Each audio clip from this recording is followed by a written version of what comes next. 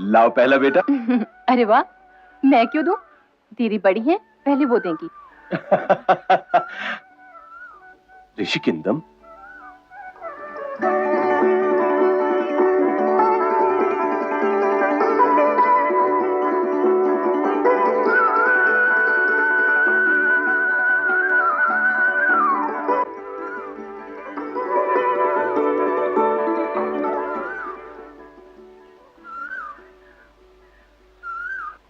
ऋषि के तपोवन में आपका स्वागत है राजन। पल भर ऋषि की कुटी में विश्राम कर लो। जो आज्ञा ऋषिवर।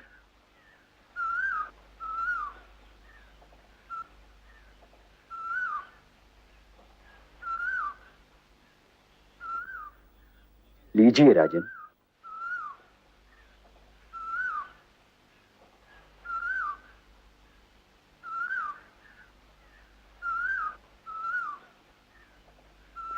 ऐसे मीठे और मधुर फल तो मैंने आज तक नहीं खाए।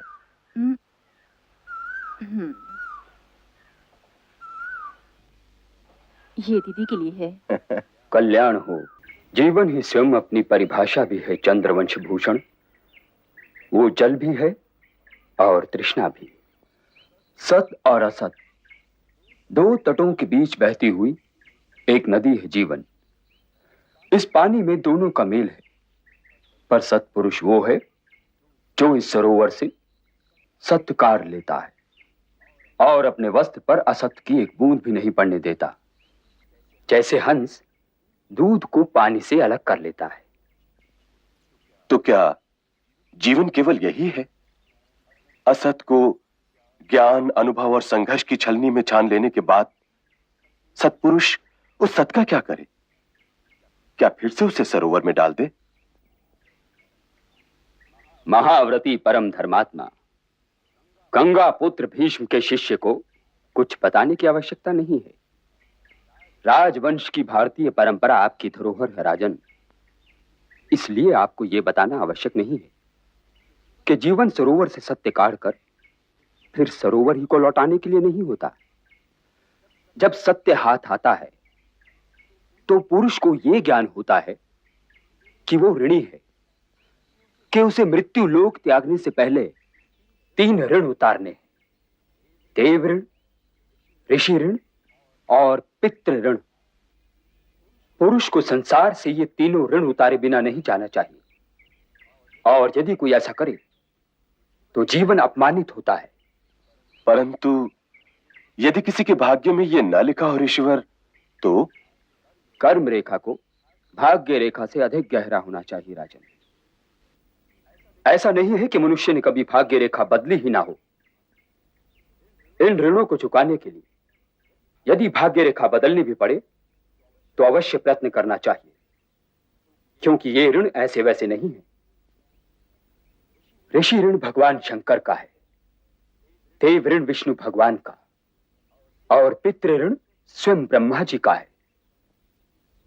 तो मनुष्य ब्रह्मा विष्णु महेश से निकलकर कहां जाएगा? परंतु ये तीनों ऋण है क्या ऋषिवर? पहला ऋण है देव ऋण, ये दान से चुकाया जाता है। दूसरा ऋण है ऋषि ऋण, ये ज्ञान की प्राप्ति और ज्ञान बांटने से चुकाया जाता है। और तीसरा ऋण है पितृ ऋण, ये संतान द्वारा चुकाया जाता है। पुरुष की सहधर्मिणी नारी का क्या कर्तव्य है ऋषिवर? नारी अर्थात चेतना, प्रेरणा, उत्साह। नारी तो पृथ्वी है रानी। जीवन के सारे अंकुर तो उसके भीतर हैं। वो तो गृहस्थ आश्रम की आत्मा है, और गृहस्थ आश्रम ही तो आत्मा को पुत्र रूप में फिर जन्म लेने का मार्ग दिखाता है। यत्र नार्येस्तु पूज्यन्ते रमन्ते तत्र देवता। अर्थात जहां नारी की पूजा होती है वहीं देवता आनंद मनाते हैं। जो नारी का निरादर करे वो तो मनुष्य ही नहीं।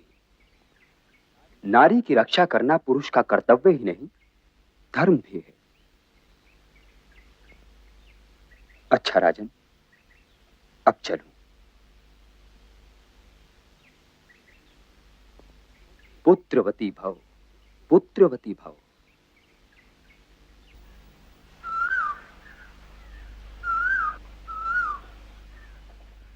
पुत्रवती भव, पुत्रवती भव। पांडु पुत्रों के तेज से हस्तिनापुर जगमगा जाए, वे देवताओं और ऋषियों के साथ साथ इतिहास का आशीर्वाद पाएं। दे आशीष ऋषि देव दे, तुम्हें सदा वरदान। गोद भरे जुग जुग जिए,